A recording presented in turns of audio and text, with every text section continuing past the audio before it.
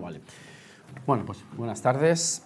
Voy a dar inicio a esta comunicación que, lógicamente, pisará terrenos ya hollados ayer y hoy y quizá se adentren los de la mesa redonda que vamos a organizar inmediatamente después. Pero bueno, los temas son comunes y trataré de distinguirlo al máximo. Exégesis de 50 años en libertad. Bueno, yo quizá el término es un poco rimbombante. Lo que pretendo hacer es una cosa muy simple, que es analizar la presentación del programa 50 años en libertad impulsado por el actual gobierno y que supone pues el desarrollo de una serie de actos que teóricamente, gracias Mariana, que teóricamente recubrirán todo el año, pero que por aquello de la trepidante actualidad de la tectónica de placas imperiales, Trump, China, los aranceles y tal, pues parece que se está quedando en un segundo plano. Y bueno, pues es una especie de comodín, el francocomodín este que llaman, pues que se utiliza de vez en cuando pues para mantener prietadas las filas y bueno, en muchos casos pues para fantasear con que se lleva una vida heroica contra una dictadura atroz que ya no existe. Pero bueno, hay gente que fantasea con eso, como hay gente que se identifica con Alejandro Magno o con otras cosas. Yo creo que, me parece a mí, que Franco es un personaje histórico y como tal hay que tratarlo, y el franquismo, pues, con sus continuidades y descontinuidades, es un periodo que, por lo que atañe a su adscripción a quien le da nombre, pues digo yo que habrá concluido en cuanto a tal, aunque ahora veremos que no es así del todo. El texto en cuestión es el siguiente. Lo que voy a hacer es leerlo y luego iremos tocando algunos de los aspectos, haciendo alguna pequeña crítica, ¿verdad? 50 años en libertad. En 1975 España inició un largo y difícil camino para recuperar la libertad y la democracia. En 2005, 50 años después, recordaremos el inicio de este éxito colectivo y celebraremos el país próspero, plural y democrático en el que nos hemos convertido. La mayoría de historiadores coinciden en situar en 1975 el inicio de ese largo y difícil proceso de transformación política, económica y social que permitió a España pasar de ser una dictadura anacrónica y aislada a ser una de las democracias más plenas, abiertas y prósperas del mundo. España en libertad, 50 años, conmemorará el éxito de este proceso colectivo. Nuestro objetivo es recordar y celebrar los importantes avances logrados en las últimas 5 décadas, homenajear a los muchos colectivos sociales e institucionales que los han hecho posibles y transmitir el valor de la democracia en un momento en el que ésta da signos de retroceso en buena parte de Occidente.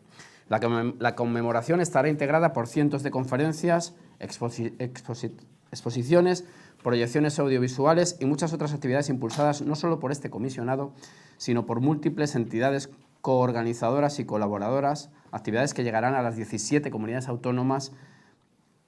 Toda la ciudadanía, sin distinción de ideología, género, raza o procedencia, está invitada a participar. Queremos recordar lo que fuimos, celebrar lo que somos e imaginar lo que podríamos llegar a ser en los próximos 50 años de libertad y democracia.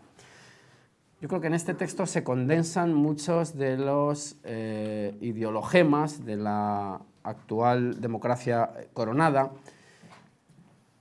que se marca también un plazo temporal nítido. Se habla de 50 años, referidos a la muerte de Franco, y se habla también, atención, a 50 años, a lo que podríamos llegar a ser en los 50 próximos años de libertad y democracia, presuponiendo que la democracia se va a mantener, pero sobre todo me ha llamado la atención que se hable de otros 50 años, es decir, estamos en la escala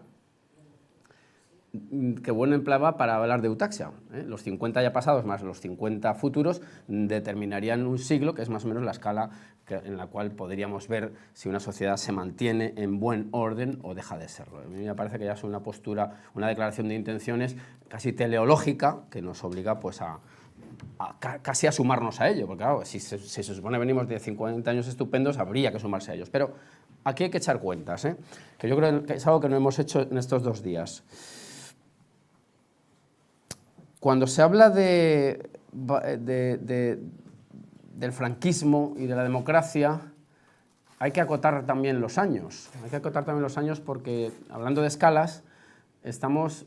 Todas las cuentas que yo he echado, que son muy sencillas, son restas, no hay mucho, arrojan unos resultados según los cuales el bloque democrático, el bloque histórico democrático ya supera al bloque dictatorial o autoritario, como queramos llamarlo.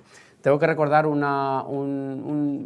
episodio que tuvimos en Nódulo Materialista hace muchos años, bueno, hace unos cuantos años, 7 u 8 años, en Madrid, en una mesa redonda moderada por Pedro Insua, que compusimos Fernando Paz, Juan Carlos Monedero y yo mismo, en la cual yo ya expuse este asunto de las escalas temporales, porque claro, porcentualmente 10 años son muchos, depende de en qué periodo de tiempo hablemos.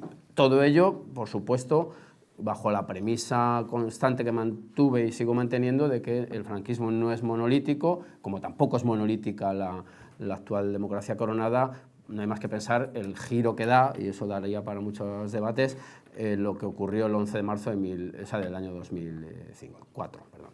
Entonces, ahí hay que echar cuentas. Me acuerdo también de que en aquella charla no fue otra cosa, fue casi una bronca. Monedero se puso muy solemne y yo le hice ahí una especie de broma, que él aprovechó pues, para meterse conmigo, que yo no estaba actualizado, que no sé qué, porque él hablaba de densidad democrática, que es un término que a mí me llamó muchísimo la atención, porque claro, es como si ya fuera un sólido que se puede casi analizar, densidad democrática. A mí me llamó la atención y digo, hombre, ¿qué es la densidad democrática? Y él dijo, hombre, parece mentira no estar al cabo, llevamos años hablando de esto en algunos cenáculos, supongo que muy cerrados. Pero bueno, vamos a echar las cuentas. ¿El franquismo cuándo empieza? ¿En el año 36 o en el año 39? ¿Cuándo acaba? ¿En el 75 o en el 78? Pues parece una tontería, pero aquí ya hay una fluctuación de fechas importante. Porque si nos vamos a los máximos nos salen 42 años, si nos vamos a los mínimos nos salen 36. Si nos vamos a los máximos de la democracia, si entendemos que esta empieza según los propios impulsores del programa 50 años en libertad, ya estaremos en los 50. Y si nos vamos a los mínimos, pensando que esto empieza en el 78, es verdad que hay 3 añitos, son 47. En todos los casos, la densidad temporal, la extensión temporal es superior. Y esto no es baladí. Evidentemente no es baladí. No hay más que pensar que los periodos gubernamentales en la democracia son de 4 años y una legislatura es mucha legislatura. Eso para empezar a hablar. Pero es que el propio régimen franquista, por llamarle de alguna manera, ya fijó la escala temporal. En el año 64 ellos hablan de los 25 años de paz. Es decir, ellos mismos ya fijaron que el inicio del franquismo era el 39, que por cierto además se publicitó en las famosas lenguas vernáculas ya. Cuidado porque ahí ya hay una clave y esto refuta bastante también la idea de que es una prohibición absoluta, había un comisario en cada esquina para impedir que se hablara en catalán o en vasco, lo que fuera. Bueno, pues el propio régimen ya en el 64 habló de los 50, o sea, de los 25 años de paz, con lo cual entendemos que ellos mismos consideraban que esto había arrancado en el 39, aun cuando, y esto ya se ha tocado un poco estos días, desde mitad de la guerra civil más o menos, el bando nacional, así llamado, ya estaba en la idea de la construcción de un nuevo Estado, y decía nuevo Estado, así como suena, y de hecho el Boletín Oficial del Estado, como decíamos ayer, pues responde a eso, al intento de construcción de una... Luego veremos en la mesa redonda si con primacía de la transición o de la restauración, pero bueno, el caso que estaban por lo menos en la construcción en ese momento de algo diferente a lo que había terminado y que se llamaba Nuevo Estado. Bueno, pues y luego alguna pinceladita también que quería decir, dice, lo digo por el optimismo que rezuma los 50 años y el triunfalismo casi de los 50 años en libertad, dice llegarán las 17 comunidades autónomas. Yo creo que les ha faltado poner de momento. De momento no, porque es que el León, parece ser que el León quieren constituir una nueva, porque el León no es Castilla, en fin, esas cosas. Es decir, que tiene mucha más miga de lo que parece este texto tan pequeñito, ¿verdad? Bueno, vamos a empezar la exégesis o el análisis o la crítica, ¿no? En 1975 España inició un largo y difícil camino para recuperar la libertad y la democracia. Bueno, pues aquí hay mucha tela que cortar. Porque si ese largo camino, 75, iría referido a la idea de transición. Claro, esto también es cuestionable, porque transición es un término empleado muchas décadas antes del año 75. Hay que recordar que en un telegrama que le envía don Juan, tercero izquierda, decían algunos, a Franco el 2 de agosto del 43, dice lo siguiente, muy breve, ¿eh? Los acontecimientos de Italia deben servirnos de aviso. Pensando en ellos, las cortes instituidas por vuestra excelencia, acaso pudieran ser utilizadas como instrumento en el proceso de urgente transición del régimen falangista a la restauración monárquica que su excelencia, tanto en público como en privado, ha proclamado repetidamente como natural desenlace de la situación política. Es decir, 4 años después del 39, don Juan pensaba que esto acariciaba con las manos el que, en este caso sí, una restauración, porque el pequeño intervalo de tiempo casi daría pie a una restauración. Que tampoco, porque había habido una cosa llamada Segunda República, que es uno de los grandes mitos de la actualidad, un periodo de tiempo muy corto, pero que no ha reaparecido, pero reaparecerá de alguna manera y volveremos casi al 31, digo, según ciertas fantasías. Bueno, pues ya digo que la idea de transición, que es un poco la que sobrevuela en este largo y difícil camino, está ahí. Claro, el referente de la Segunda República se pierde en ese momento, sin duda ninguna, pero es que cuando se produce el fin del camino, difícil, del que hablan aquí, largo y difícil, seguimos sin llegar a la restauración de la Segunda República y tampoco se ha llegado a una tercera. Tengo que decir que la restauración sería imposible porque las condiciones geopolíticas y económicas son diferentes. Las restauraciones como tal pues, o se hacen en un tiempo más o menos inmediato o las condiciones materiales impiden que haya tal. En cuanto al término libertad, que por cierto yo cuando... no sé, porque últimamente he retomado algunos vídeos de Bueno, me hacía mucha gracia y tenía mucha razón Bueno, dice que cuando había las huelgas estudiantiles, libertad, libertad, les enfada mucho y dice, ¿y por qué no gritan identidad? Lo digo porque son ideas filosóficas que requieren de un cierto desarrollo. Pero libertad de o libertad para, lo cierto es que la libertad aparece en una cantidad de veces muy diferentes entre el texto de la Segunda República, entre el texto constitucional y el que tenemos en la actual democracia del 78. En el de 1931 aparece 5 veces. Habla de que España, en el artículo primero, España es una república democrática de trabajadores de toda clase, por cierto, esto se pierde por completo en la segunda, en la actual, que se organiza en un régimen de libertad y de justicia. Habla también de la libertad de conciencia, pensando pues, sobre todo en la idea de censura. Por cierto, la censura sigue existiendo por métodos muy sutiles y a veces muy broncos, ¿no? muy burdos, ¿no? Habla también de la libertad de comercio, de cátedra y de detención. Esos son los puntos en los cuales habla, más o menos, se me puede haber escapado alguno, ¿eh? Estos son los fundamentales. Claro, en la del 78 aparece 19 veces. Yo no sé si es por el influjo de la canción esta de Libertad sin ira, pero aparece muchísimo. Y tengo que decir que en cuanto a libertad y a liberar, que era uno de los propósitos una de las cosas que se pidieron con insistencia durante el franquismo, de los presos políticos o represaliados, en el año, lo digo por conectarlo un poco con lo que hemos estado hablando y que no quiero que se me olvide, con respecto al Congreso por la Libertad de la Cultura y a la oposición al franquismo, una más tolerada y otra menos. En el año 61, en Mundo Obrero, me parece que no me acuerdo en qué número, Santiago Carrillo habla de amnistía, tiene un artículo que se titula así. ¿Quiénes se oponen a esa idea de amnistía que venía precedida por las proclamas de reconciliación, de las que ha hablado Gustavo hace un rato y tal? ¿Quiénes se oponen? Pues se opone Salvador de Madariaga, hombre central en este asunto del Congreso por la Libertad de la Cultura, pero se opone también el Partido Socialista Obrero Español. ¿Por qué? Porque dice que eran maniobras comunistas, textualmente. Lo he estado mirando hace poco y es textualmente. Lo digo porque también hay una... Porque quien está pilotando ahora mismo el antifranquismo post-mortem es en gran medida el PSOE, y el PSOE estaba en esas. En no colaborar con las maniobras comunistas, textualmente, que afectaban, por cierto, a quienes realmente con mayor beligerancia se oponían al régimen. Veamos las contradicciones que la propaganda yo creo que no puede ocultar. Bueno, hablábamos de la idea de libertad. Pues la libertad aparece, ya digo, 19 veces.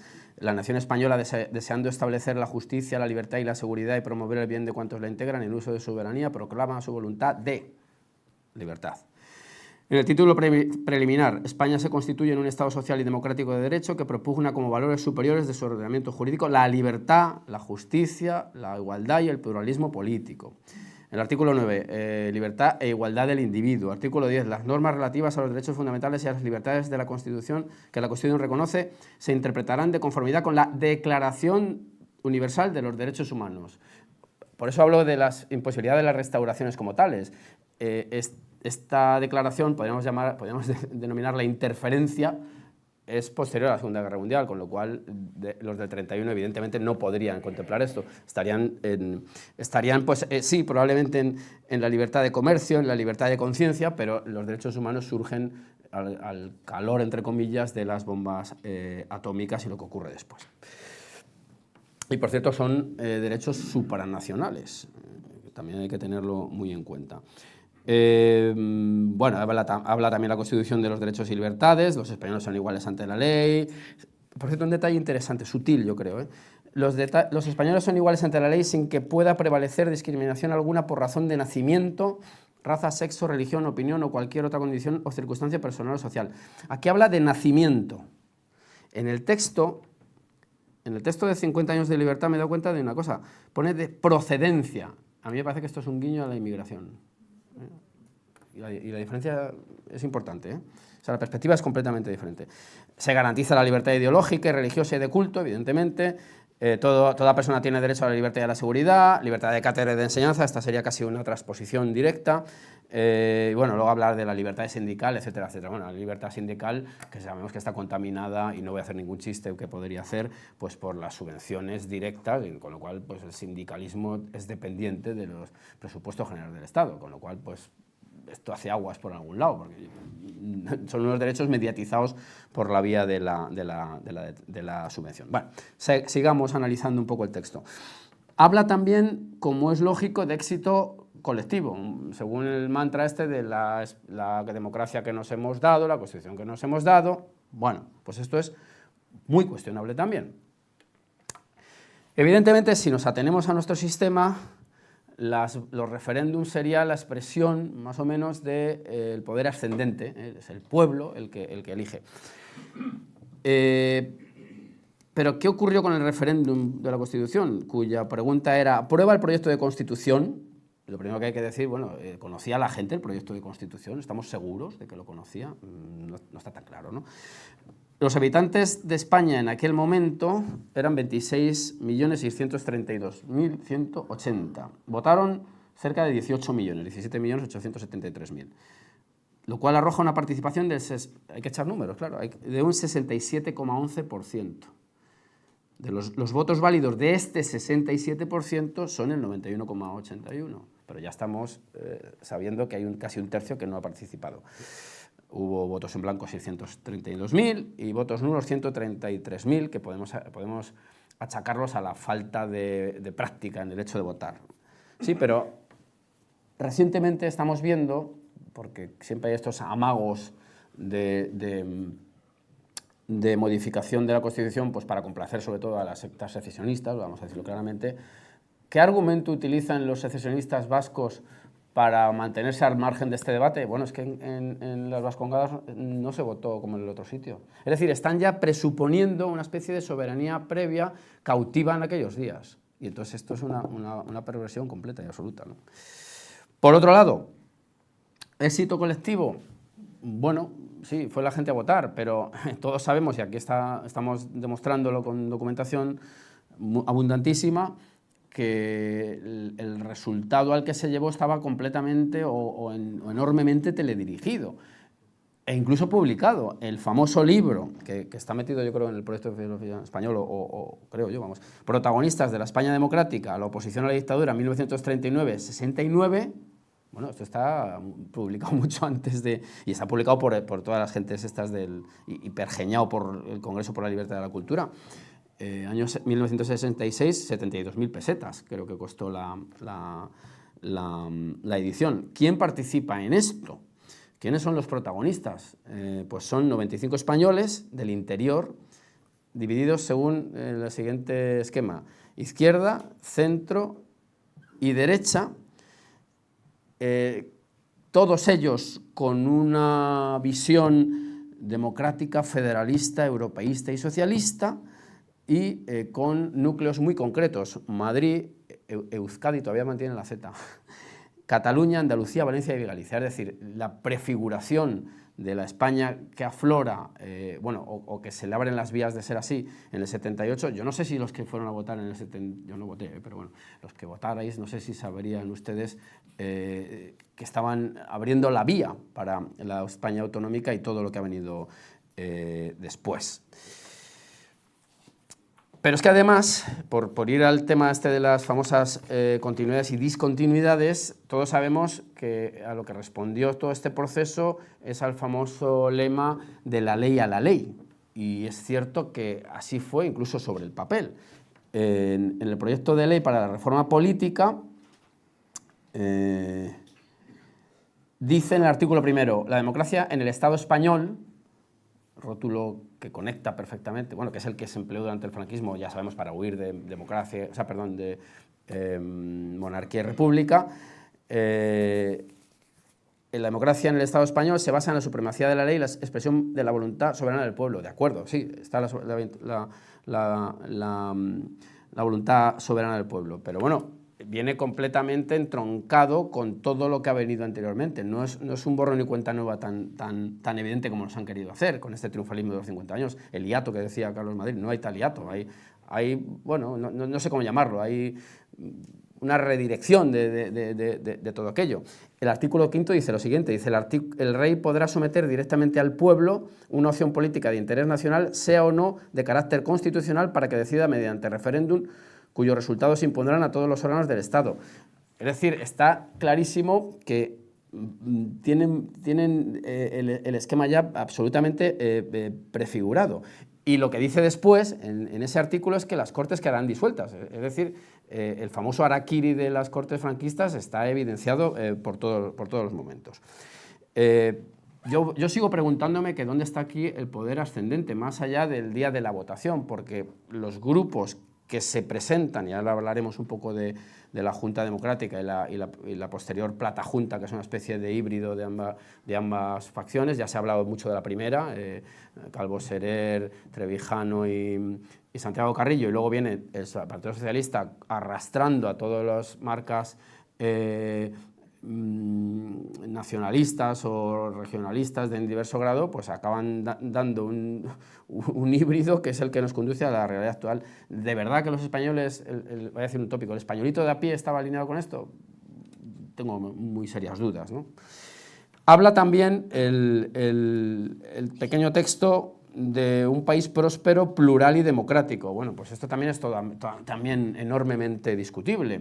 En cuanto a la prosperidad, bueno, pues hay que, como se suele decir, parametrizarla, ¿no? Y no voy a utilizar el tópico de que si España era la octava potencia mundial era donde estamos. Evidentemente, una economía no tiene, y además creo que Iván Álvarez ayer lo has puesto más o menos bien, en el sentido que ya ellos mismos se dan cuenta de los problemas, por no hablar de otros que son ajenos al Estado, ¿no? Por ejemplo, la crisis del petróleo pues afectó sin duda a la marcha de la economía española. Había crítica, había problemas, había déficit, había pues todo eso, pero esto ya sería una labor de economistas. Y en cuanto a la prosperidad, pues yo creo que España está en una situación de escasa prosperidad. El problema de la vivienda, de la emancipación o no de los jóvenes, el problema demográfico tiene también mucho que ver con la dificultad de tener proyectos de vida a largo plazo. En fin, no creo que estemos, salvo esto de las cifras macroeconómicas, pues en un momento precisamente próspero. Pero bueno, eso podría incluso pensarse que es un asunto puntual y que no tendría que ver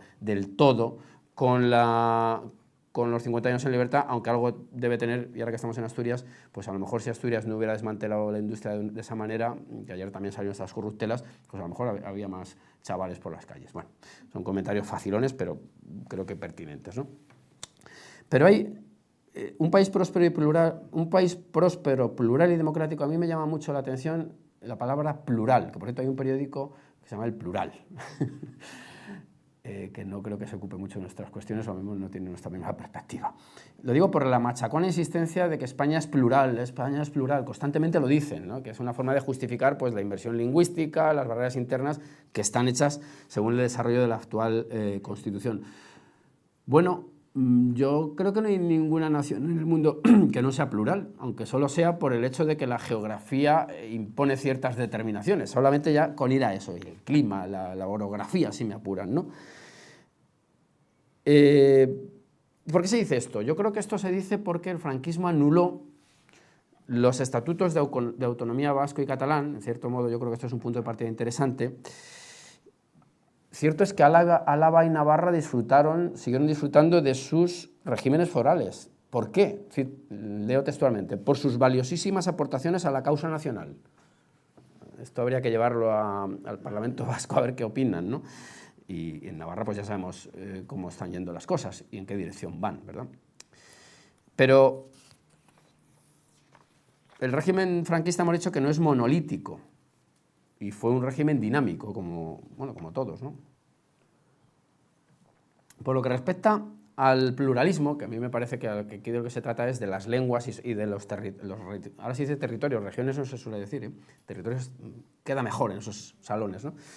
Bueno, al principio el franquismo buscó, yo creo que para alejarse de algunos de los problemas que veían clarísimos, que es el tema de los secesionismos, los estatutos catalán, vasco y gallego, esta idea de estados o de naciones, con además proyectos ya muy vigentes como el de Galeuscat y demás. Y yo creo que intentaron hacer tabla rasa, aun cuando mantuvieron, crítica que hay que hacer, esas anomalías para aquellos que habían hecho valiosísimas aportaciones a la causa nacional. Bueno, al principio el franquismo empieza con una estructura municipalista y provincialista. El lema, la impronta falangista yo creo que estaba ahí presente, familia, municipio y sindicato, y creo que responde a esto. Pero poco a poco se fueron habilitando una serie de estructuras supraprovinciales. Algunas de ellas son las siguientes, ¿no? Distritos universitarios, regiones militares, jefaturas superiores de policía, etc. En el año 58 ya se permite que un gobernador civil coordine administrativamente varias provincias por motivos de orden público y en cuestiones excepcionales. Aunque ninguno fue nombrado con estas potestades.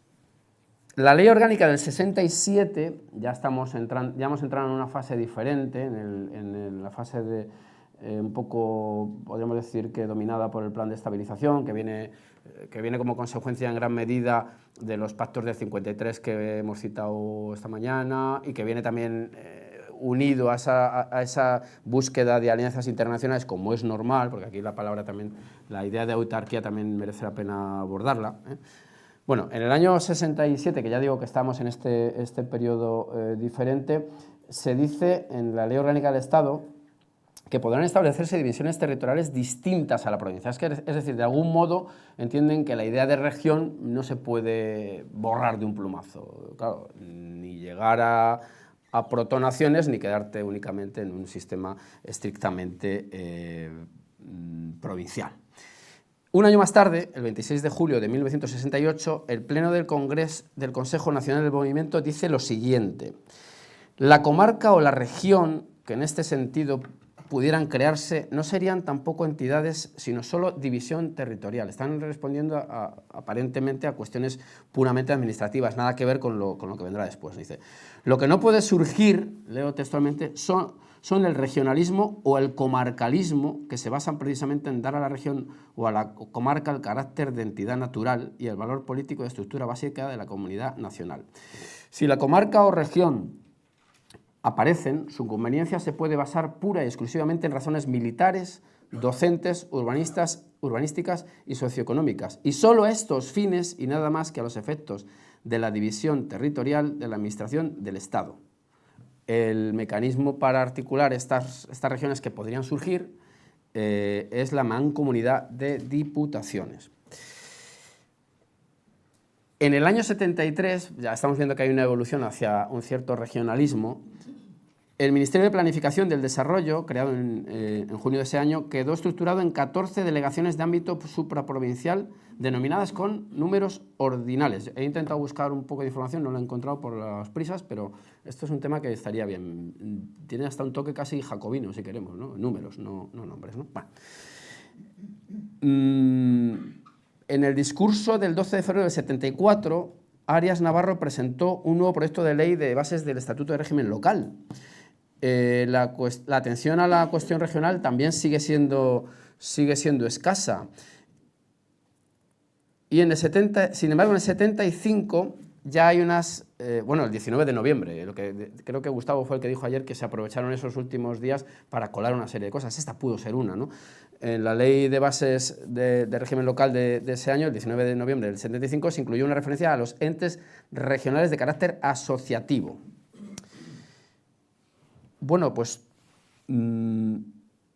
todo esto choca con lo que ocurre inmediatamente después, que es ya en los preámbulos de la redacción de la Constitución. Ya sabemos que hay ya unas disposiciones que van dirigidas a la, no me gusta decir implementación, la creación pues, de comunidades autónomas que vienen ya preteridas por otras fórmulas retóricas parecidas, ¿no? Estamos hablando aquí todo el rato, estas opciones que dan esta secuencia de leyes, hablan de cuestiones prácticas, no identitarias, en ningún momento aparecen, ¿no? Bueno, estamos hablando del poder planificador propio del franquismo que por su propia naturaleza pudo hacerlo. Hoy es mucho más difícil, no hay más que ver que el Plan Hidrológico Nacional no hay manera que se haga, no se va a hacer, es imposible, el agua es mía, tú eres el... O sea, bueno, lo que estamos viendo siempre, ¿no? Los hitos son bien conocidos. El Plan Badajoz, famosísimo, ¿no?, del año 52. Quiero hacer, por cierto, una alusión, y como soy arquitecto todavía, pues alguna cosa me habrá quedado, y es Lácara, en Lácara, que es uno de los municipios que se construyen, la iglesia, que es obra de Manuel Rosado, año 1961, porque desde es el Plan Badajoz, se va desplegando, está dedicado a San José Obrero. Yo creo que estas cosas es el encaje entre el mundo de la fe y el mundo del trabajo que está ahí presente. Por cierto, yo como soy conquense, el segundo equipo de Cuenca es San José Obrero, todavía creo, no lo han disuelto, es una reliquia quizás de aquella época, ¿no? Bueno, planes de desarrollo hubo 3, con sus polos de desarrollo famosos. El primero, bueno, son planes de desarrollo económico y social, no tiene nada que ver, por lo menos en el rótulo, bueno, y en las intenciones, con nada que se le parezca a las comunidades autónomas, es decir, no tienen cooperación internacional, no tienen embajadas, en fin, no tienen estas estructuras de las que se han dotado. A ver el tiempo, estoy alargando un poco, bueno. Y simplemente es una cuestión, pues eso, de desarrollo económico-social, que es a lo que responden. El primero se desarrolla entre 1964 y el 67, y enseguida, que ha salido también ya citado, hay alguien que hace ya algunas críticas. ¿Quién es? Laureano López Rodó, que avisó, atención, de los peligros de un excesivo centralismo ante la Comisión de la Presidencia del Gobierno en diciembre de 1968.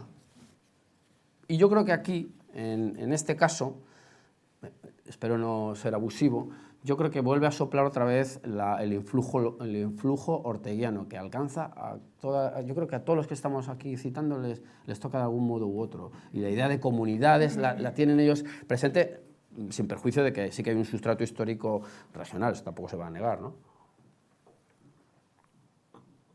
Siguiente plan de desarrollo, segundo, del 68 al 71, son plazos cortos para hacer lo que se pueda hacer, lo digo porque ahora vendrá la gran crisis, que es en el tercer plan de desarrollo, que va del 72 al 75, y aquí ya se cuela la crisis del petróleo y evidentemente pues estamos ya en una situación casi de finales del régimen.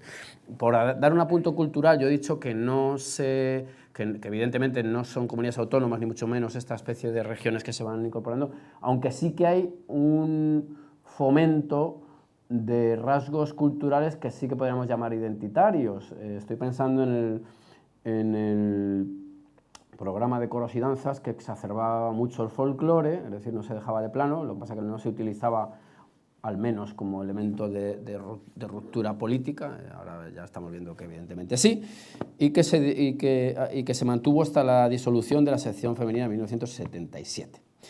El que quiera ver este tipo de cosas verá en el nodo pues, que hay tradiciones de todas las regiones y luego con respecto a las lenguas ya estamos hartos de demostrar pues, que evidentemente sí que existieron publicaciones en catalán, etcétera, etcétera, ¿no? Bueno, aquí se ha citado alguna.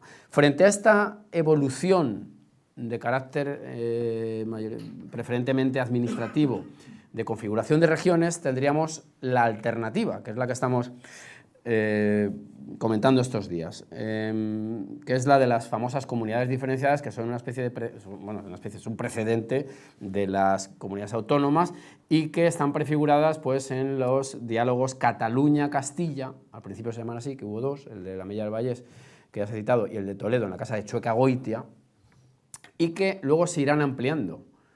Ya habrá un factor gallego, un factor andaluz. Por cierto, ahora que el andalucismo está creciendo, este grupo fomentó mucho el andalucismo. La primera puesta en escena se da en este mundo que orbitaba en torno al Comité Español del Congreso por la Libertad de la Cultura.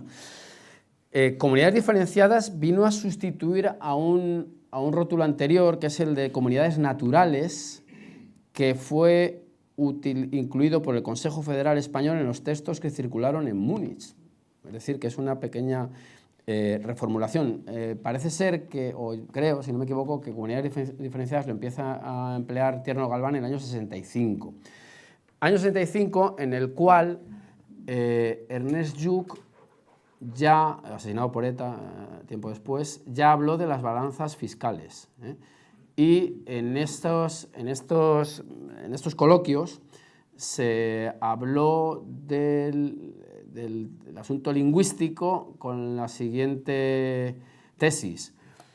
Un niño cuya lengua materna es el catalán no puede escolarizarse en español porque sufriría unos graves problemas psicológicos. Parece ser que los simétricos no tienen ningún problema. Por lo que se ve, no pasa nada, ¿no? Es una cosa muy, muy peculiar. Bueno, vamos a seguir analizando el asunto. Habla también,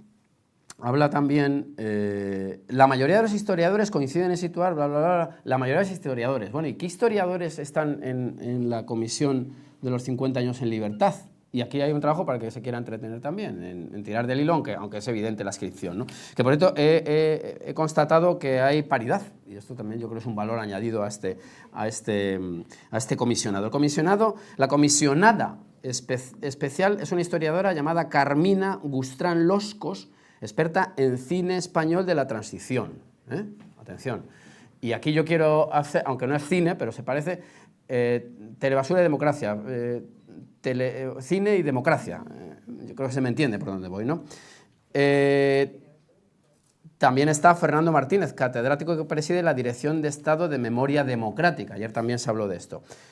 ¿Y quién está aquí incorporado en este comité? Pues lo que se podría denominar la izquierda historiográfica, ¿eh? Carmen Molinero, Julián Casanova, que ayer se habló aquí, Pablo Aguilar, Ismael Sanz, Miguel Ángel del Arco, Cira Vox con B, Nicolás Sesma, Alejandro Pérez Olivares, Margarita Vilar Rodríguez y Ana Cabana. Bueno, es una lista que creo que es paritaria, si no he contado mal. Dictadura anacrónica y aislada, discutible. Bueno, lo de anacrónico, esto de anacrónico, en fin, pues a ver, lo que acaba de decir Sharon, ¿era anacrónico el trato de la mujer en España con respecto a otros sitios? Pues no tanto en muchos aspectos, sí en otros, no vamos a decir que en todo, pero bueno, esto de anacrónico es muy discutible. Pero aislada, depende. Ya he dicho que en el año 43 hay una serie de economistas que se van a Inglaterra y se van a Estados Unidos a intentar enterarse de qué giro puede dar el sistema monetario internacional, la economía del futuro. Están los informes en el Banco de España. Yo no me apunté el título de un documento que me descargué el otro día y está perfectamente trazado. A ellos no les dejaba acceder, pero estaban intentando enterarse de por dónde iban los tiros. Año 43, es decir, no acaba la Segunda Guerra Mundial, pero dicen cuidado porque tiene pinta de que quien se va a llevar la victoria no es el eje italo-alemán.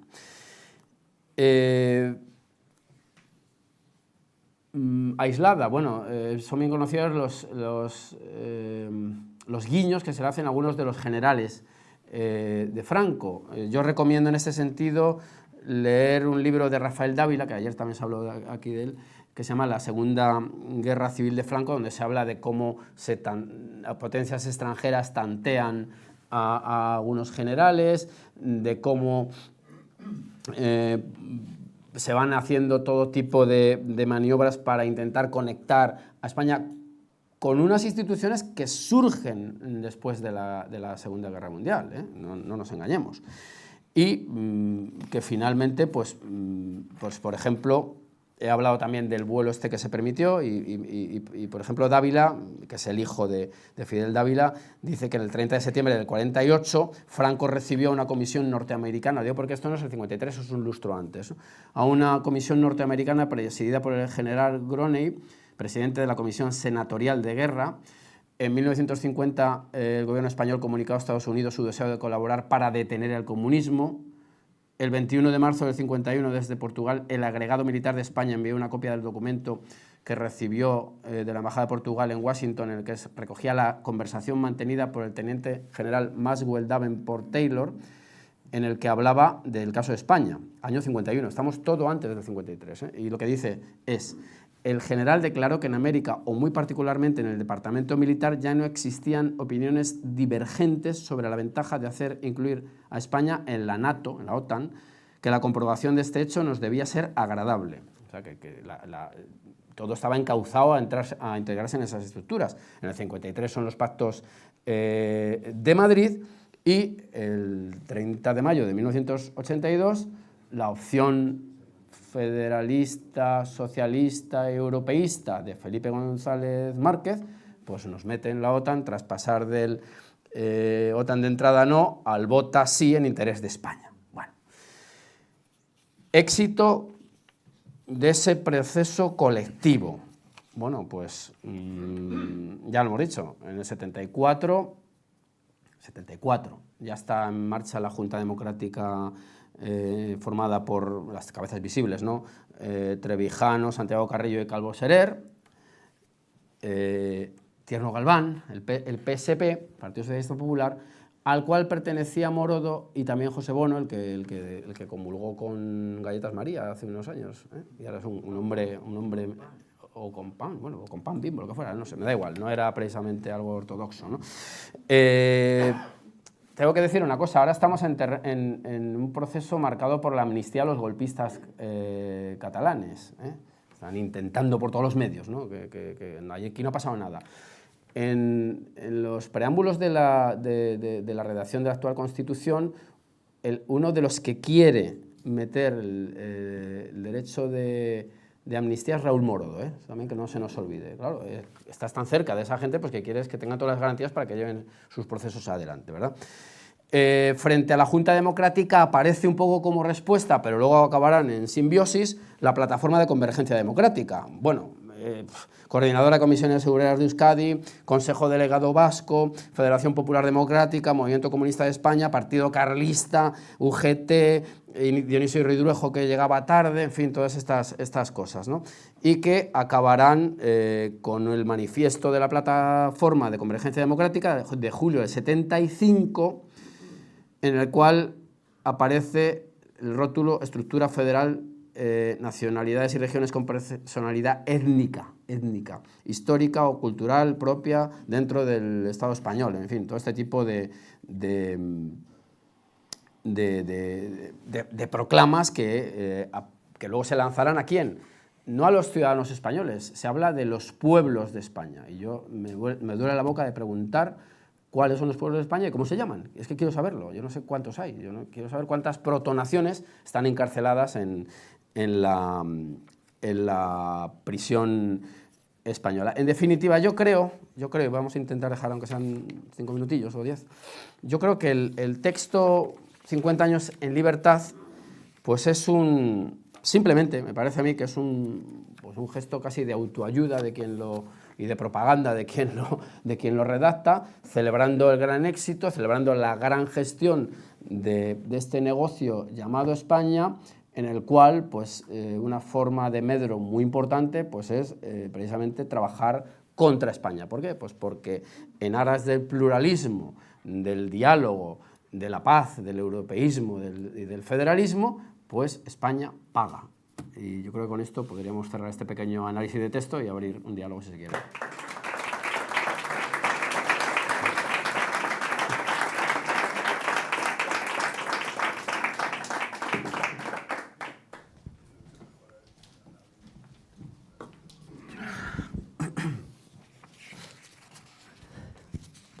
Bueno, pues nada, felicitarte por tu conferencia y apuntar 2 cosas.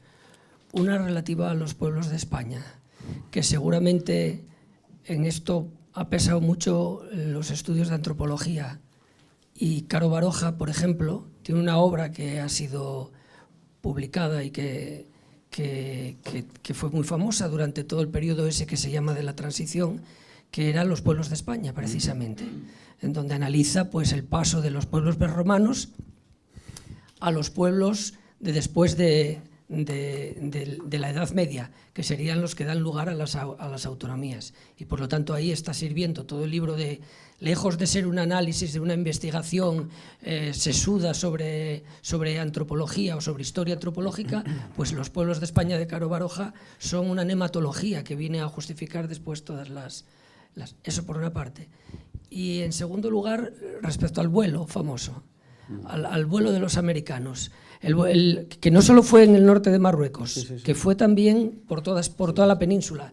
Al acabar la guerra mundial, había el temor, como ahora, de que los carros de combate soviéticos, ahora los rusos, cruzasen hasta Portugal. Y entonces los americanos, sin mediar ningún otro tipo de trato y en secreto, pactan con Franco el sobrevolar España y fotografiar toda la península con las tecnologías más avanzadas de aquella época de fotografía aérea. Y existe un vuelo que ahora pueden consultar todos los geógrafos, porque hoy día permite analizar la transformación del espacio agrario de un momento a otro. Otro vuelo fue el del 57. Y respecto al aislamiento de España, pues mira, eso parece, desde luego que España no está en los foros, etcétera, pero parece también una tontería, porque ya en plena operación Torch, la operación Antorcha que desembarca en Casablanca, las negociaciones entre Churchill y Roosevelt con Franco son de todo tipo. Es más, le estaban pagando barcos de combustible para que Franco no pactase con los alemanes y no tuviese que caer bajo la égida de Alemania por la dependencia del combustible. Y toda la negociación del desembarco en Casablanca tiene por medio a los españoles para que no se opongan a ello. Quiero decir que las relaciones de España de una manera u otra con el extranjero pues son bastante ostensibles y no hay más que investigarlas, claro. Pero bueno, nada más que eso. Y yo añadiría más. Esas van por la vía militar, evidentemente por la vía militar, claro, en un choque de enemigos bélicos, ¿no? Pero luego hay una vía que a menudo se ignora, ¿no? O se obvia, ¿no? La vía eclesiástica, la vía clerical.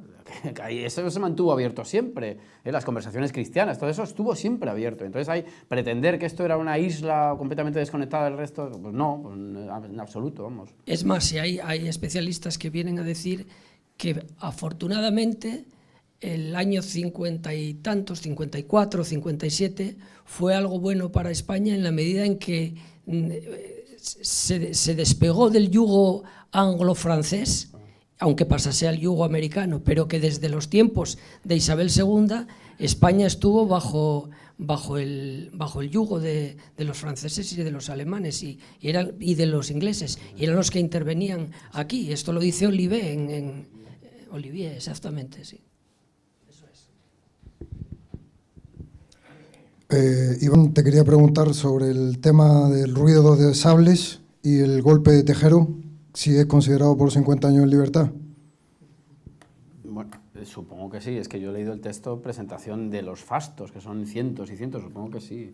¿O qué opinión te merecen en estos 50 años esos acontecimientos de la transición, de que se pensaba que iba a haber un golpe de los militares, y luego el tema de Tejero del Congreso, ¿no? Bueno, yo creo que el tema de Tejero, quizá que con más finura, creo yo, que lo analiza es Palacios, donde habla pues que son los servicios de información y el intento de llegar a donde se quería llegar. Y entonces, claro, les sale rana la cosa porque quien está allí no está de acuerdo. Cuando ve la lista, dicen eso. Yo tampoco soy especialista en eso. Una pequeña matización. Puede parecer anecdótica, pero... No, una exposición muy interesante, pero bueno, para que veamos la importancia que tuvo el desembarco cultural de Estados Unidos y financiero, claro, en España, a partir del abrazo entre Eisenhower y Franco, es el hecho de que para desembarcar en las playas de Sicilia y de Italia, bueno, Estados Unidos tuvo que fiarse de la mafia, porque era la que conocía Sicilia. Sicilia era muy pobre, no estaba cartografiada. Y entonces, claro, ellos llegaron a un acuerdo con la Cosa Nostra para poder desembarcar y hacer toda la operación, bueno, que llega hasta Monte Cassino y coger por la retaguardia. Eso antes de la operación Overlord, que capitanea, evidentemente, bueno, Eisenhower y muchos otros, y desde el punto de vista de la propaganda, pues George Stevens y sobre todo John Ford. John Ford, que estaba en la NSSA, que es un antecedente de lo que después será el Pentágono. NSSA en español, ¿no? Que era el servicio de información, contrainformación y espionaje, que además lo llevan directores de Hollywood, algunos católicos como John Ford y otros huidos del régimen nazi. Pero en el caso de España pasa una cosa, bueno, en el caso de Italia pasa una cosa muy curiosa. Estados Unidos se dejó mucho dinero en Italia. Y cuando se crea el mercado común hay un problema financiero muy grave, que es que no pueden sacar ese dinero, esos dólares que tienen ahí, no los pueden sacar. ¿Qué es lo que hacen? Pues potenciar Cinecittà. Bueno, ya que no lo podemos sacar de manera directa, como divisas, vamos a hacer cine a través de la Metro Goldwyn Mayer, pero rodado en Italia. Y los interiores se ruedan en Italia y los exteriores se ruedan en España, porque en España vienen camarógrafos y se dan cuenta que España, desde el punto de vista paisajístico, es un continente pequeño. O sea, mucho antes de que empezara Sergio Leone, pues se descubrió Almería, se descubre la Sierra de Carazo en Burgos, y bueno, España es una maravilla. Hay gente que además muy ligada al Partido Republicano, más que Ronald Reagan, por ejemplo, Charlton Heston, que hacen una apuesta clarísima por España. O sea, cuando ya se impone el sistema del Actors Studio, hay actores que mandan más que los directores. El caso de ayer víamos, por ejemplo, en televisión el Cid, y entonces lo que hacen es mandar aquí a Samuel Bronston, y en España encuentran un paraíso. Encuentran un auténtico paraíso porque los sueldos para todo lo que se llama la producción, el atrezzo, los secundarios para hacer cine es ínfimo. O sea, Franco les da todo tipo de facilidades. Todo tipo de facilidades, hasta la misma muerte de Franco. En España se rodaron westerns, bueno, el antecedente de El Renacido, que es El hombre de una tierra salvaje, sobre Hugh Glass, que fue un trampero, se rodó en unos pinares de Soria y en un río de Almería, haciendo que era el Alto Missouri, con Richard Harris, y bueno, ahí fue capital británico, ahí todo el atrezo era británico. Pero es muy importante esto porque el cine pudo capitalizar todo ese dinero que Estados Unidos había invertido en la operación de desembarco en Italia, a través de España. Y bueno, y España fue un paraíso, pues por ejemplo, pues, todos lo sabemos, para personas como Ava Gardner. Lo que Franco prohibía desde el punto de vista moral era el escándalo público. O sea, Franco, que no era pacato en ese sentido, aunque lo fuera en el plano de la vida privada, porque si Franco hubiese sido un mujeriego, evidentemente hubiesen preparado algún tipo de operación antiterrorista para cargárselo. Pero bueno, en ese sentido Franco era un hombre totalmente piadoso y fiel a su esposa. Tenía un nulo interés por el sexo, en ese sentido. Entonces, el cine fue muy importante, ¿eh? Fue muy importante. No, quiero decir que nunca lo pudieron pillar en esa jugarreta. Eso es como cuando dice que recibió un atentado. Pues no fue un atentado, fue que en una escopeta del 12 de la marca Sarasqueta se le había caído a la hija un cartucho del 20 y entonces, claro, la escopeta reventó, pero fue un accidente de caza, no fue ningún atentado. Eso se vendió como un atentado al franquismo, es mentira, fue un accidente pues, de municionamiento de un arma, como lo puede tener cualquiera, ¿no? Y entonces es muy importante el cine porque el cine fue una manera de vender la imagen de España en Hollywood, a través de Hollywood, y de ir limando asperezas. O sea, Anthony Mann, que había estado casado con Sara Montiel, vino aquí a rodar el Cid, pero con unos parámetros muy claros, que era hacer del Cid un héroe western. Es decir, ¿cómo podemos vender al Cid en Estados Unidos? No en España, que en España era de sobra conocido por las enciclopedias Álvarez. No, hay que vender la imagen del Cid ligada al caudillo, pero en clave de western.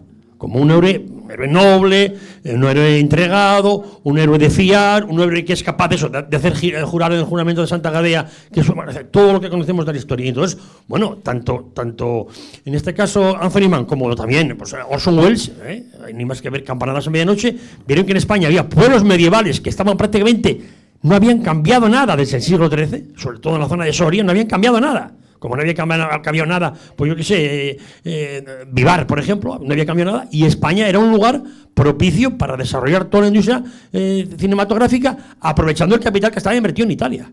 Bueno, la primera gran película que se rodó aquí en España, que fue Orgullo y Pasión, que es el famoso del tanque, pues ahí está Cary Grant con una jovencísima Sofía Loren. Y aquí a España venían todos a comer a casa Lucio, es decir, que España fue un paraíso. Sí, bueno, fue el placer mayor de un americano era venir a comer huevos con chorizo a Madrid. Y andar por los cabarets de Madrid, pues claro, se podía permitir todo tipo de... Quiero decir que hay que ver también esa proyección de España a través del cine. Claro, se ha escrito mucho Hollywood y la leyenda negra. Pero bueno, la leyenda negra, coño, era algo que estaba pactado con el régimen de Franco, cuidado. Porque a Franco lo que dijeran ya de Hernán Cortés o de tal, o de México, se la traía floja. Que no se hubiesen independizado, que no se hubiesen dejado influir por la masonería británica. Lo que importaba era reivindicar, aunque fuera cine histórico, lo que importaba era reivindicar el régimen de Franco como un régimen mucho más aperturista del que podía parecer. Y por supuesto, como un aliado anticomunista. O sea, el Eisenhower, esto está en cualquier papel, tenía un gran aprecio por Franco, como lo tenía Churchill, aunque fueran antagonistas, precisamente porque había sido el único que había vencido al comunismo en su propio terreno. Eso se dijo ayer, ¿no? Todas las naciones se habían plegado al stalinismo. Y Franco había vencido a Stalin en su propia casa. Entonces, eso lo valoraban mucho. De hecho, se sabe por informes de la CIA que, claro, Franco era muy reticente con Estados Unidos. Tonto no era porque, evidentemente, todo el mundo recordaba que lo primero que hizo Estados Unidos cuando se puso del arco como nación es arrebatarnos Cuba para montar allí su chiringuito económico.